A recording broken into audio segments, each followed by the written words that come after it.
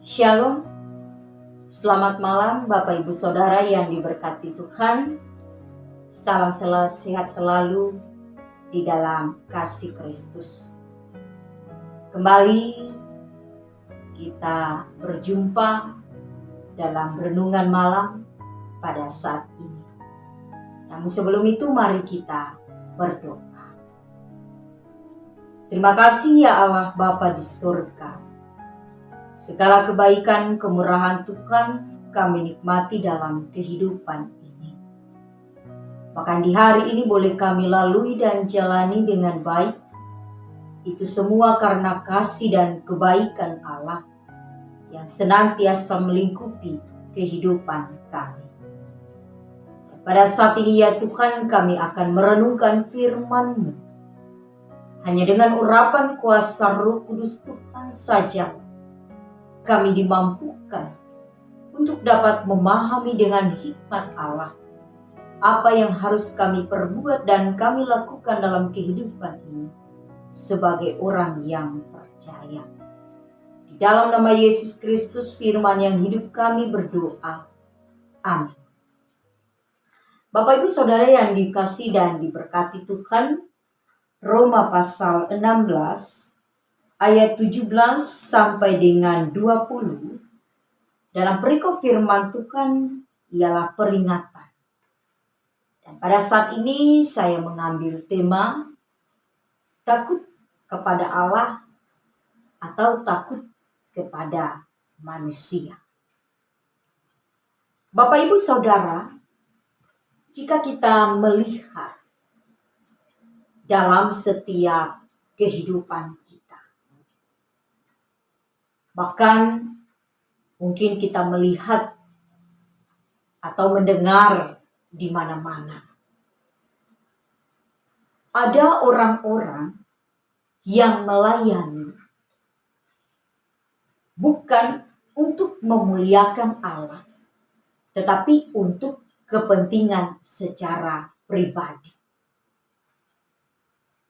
Bukan untuk memuji nama Tuhan, tetapi untuk memuji dirinya sendiri. Dan dapat kita katakan bahwa kemungkinan besar yang ia sampaikan bukan tentang firman Allah. Ada firman Allah, tetapi sebagian kecil. Karena yang lebih besar yang disampaikan, yang dihotbahkan adalah tentang pengalaman hebatnya ketika ia berada di mana-mana. Di satu tempat, kemudian pindah ke tempat yang lain, kemudian pindah ke tempat yang lain. Dan pada akhirnya, ia membanggakan dirinya sendiri.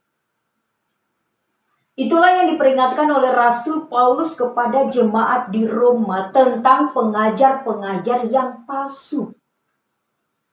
Apa yang mereka ajarkan bukan tentang Injil, tetapi apa yang mereka ajarkan untuk memecah belah persekutuan.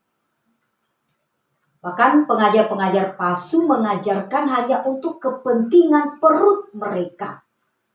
Dalam arti perut dalam bagian ini adalah kepentingan duniawi, kepentingan jasmani, bukan kepentingan Injil.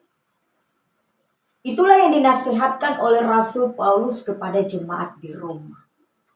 Supaya mereka berjaga-jaga dari setiap pengajar-pengajar palsu yang hadir di tengah-tengah mereka, yang memberikan mereka pengajaran-pengajaran.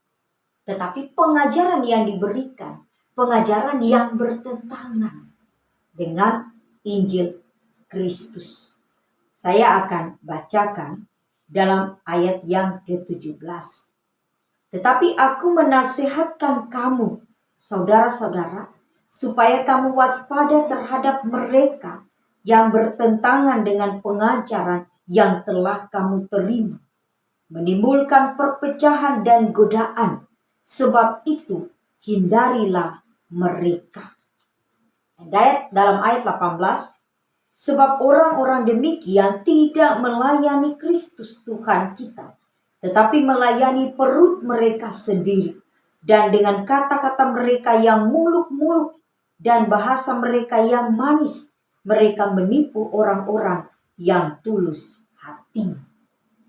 Sangat jelas apa yang disampaikan oleh Rasul Paulus kepada Bapak, Ibu, Saudara, dan juga saya tentang hadirnya pengajar-pengajar palsu, tentang hadirnya orang-orang yang memberitakan, katakanlah Injil, tetapi hanya sebagian kecil Injil itu diberitakan. Namun pada dasarnya yang disampaikan dan yang diberitakan adalah kehebatan mereka, keluar biasaan mereka, dan lain-lain sebagainya. Sehingga jemaat Roma yang pada waktu itu terkenal dengan ketaatannya, ketika mendengar pengajar-pengajar palsu mengajar mereka, mereka menjadi resah. Dan Rasul Paulus mengatakan, hindarilah pengajar-pengajar palsu. Jangan mendekati mereka. Saudara-saudara, Rasul Paulus penuh dengan kasih. Dan kita jemaat Tuhan pun penuh dengan kasih. Di mana kasih mengajarkan kita untuk dapat menerima siapa saja. Di mana kasih mengajarkan kita untuk dapat menerima orang lain. Tetapi Rasul Paulus dalam pengajarannya, sekalipun ia mengasihi, tetapi ia sangat tegas. Tegas dalam arti, jika hal itu tidak sesuai dengan Injil Tuhan, maka ia mengingatkan jemaat, hindarilah mereka. Hindarilah orang-orang yang mengajarkan hal yang tidak benar. Nah, demikian juga kita. Pada zaman sekarang ini, ada banyak kita temui dan ada banyak kita dengar. Seperti apa kita melihat dan seperti apa kita menanggapi setiap pengajar-pengajaran yang diberikan kepada kita. Kita mendengar. Apakah kita akan mengatakan itu palsu atau tidak?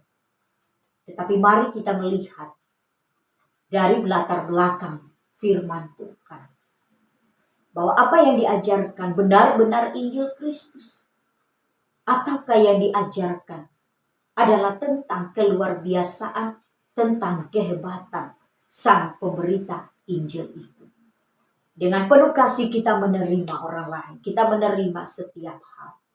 Tetapi kita perlu tegas di dalam iman yang kita terima, yang kita peroleh adalah kasih karunia yang diberitakan melalui Injil di tengah-tengah kehidupan kita. Tuhan Yesus memberkati saudara senantiasa saat ini sampai selama-lamanya. Amin. Kita berdoa. Kami bersyukur ya Tuhan, firman-Mu boleh menyapa kami pada saat ini. Firman-Mu kembali mengingatkan kami. Dalam kehidupan ini ada banyak hal yang kami temui. Bahkan mungkin pengajar-pengajar palsu. Tetapi Tuhan hendaknya kami senantiasa takut akan Engkau.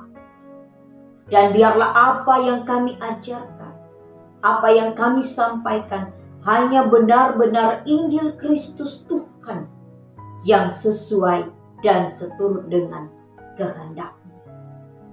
Karena di dalam setiap pemberitaan kami, terkadang kami takut untuk menyuarakan kebenaran. Karena kami takut untuk dibenci. Kami takut untuk dimusuhi.